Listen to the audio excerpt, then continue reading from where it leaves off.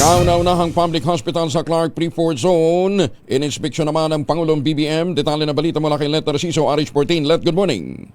Binisita ni Pangulong Bongbong Marcos ang Pampanga Provincial Hospital Clark.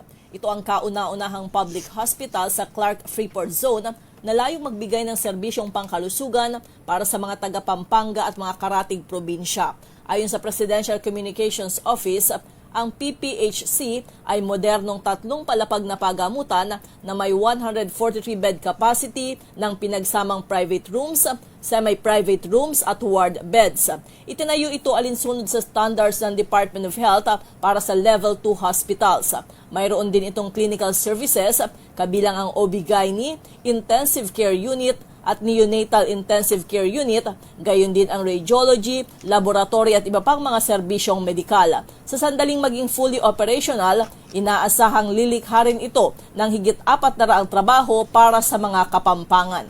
Ito si Let Narciso para sa DZRH, una sa Pilipinas, una sa Pilipino. Maraming salamat, Let.